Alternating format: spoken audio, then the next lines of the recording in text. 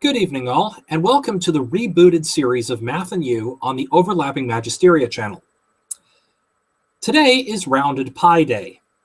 I know this sounds like a weird idea, but hear me out. One of the most common roundings of the number pi is 3.1416, as opposed to 3.141529265 blah blah blah. So, with it being March 14th of 2016, it becomes 31416, or Rounded Pi Day. The first thing I wanted to cover today was an unusual discovery regarding prime numbers. I'll just jump straight to the interesting bit. The mathematicians made the discovery while performing a randomness check on the first 100 million primes. Within that set, a prime ending in 1 is followed by another ending in 1 just 18.5% of the time. This shouldn't happen if they were truly random. We should expect to see this happen about 25% of the time. Keep in mind that primes can only end in 1, 3, 7, or 9. So while this isn't a pattern, it's not totally perfectly random. In terms of back-to-back distribution of other numbers, primes ending in 3 and 7 appeared around 30% of the time, and consecutive 9s about 22% of the time.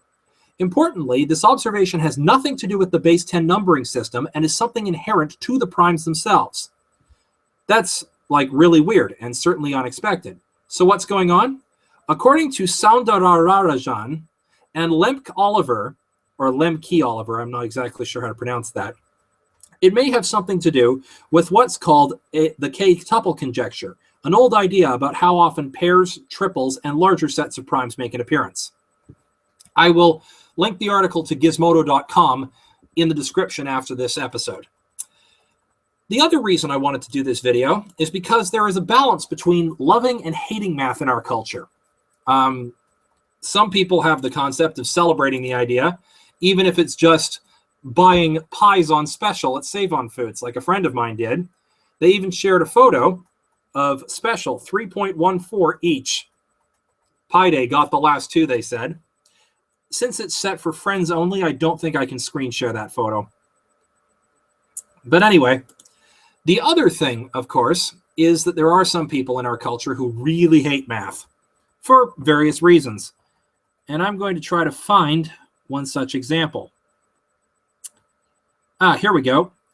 My partner in a chat where we were talking about prepping this episode said, I could rant all day about the way that math beeps over students and teachers so bad that when we try to introduce number sense in schools, teachers beep it up, and even worse, parents beat and complain that it's not rote memorization and recitation, so they can't understand it.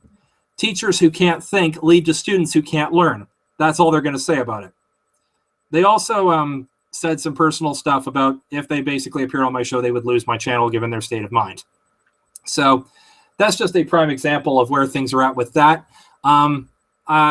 Another person said that they didn't want to be in the Hangout because that would open an entire Pandora's box about hating math. So I did a video on the other channel about Common Core where one teacher was liking it, but that's pretty much it. Love it or hate it, math is here, and apparently a lot of people hate it as much as liking it.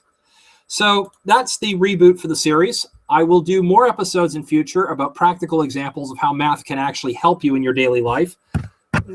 I will try to incorporate some of the higher end stuff in a way that people can understand, preferably statistics and stuff like that, and not just conditional probability, but how to actually assess probability in general, and even how to run your own statistical studies. But we'll do that another time. Happy Rounded Pi Day, all. This has been Math and You.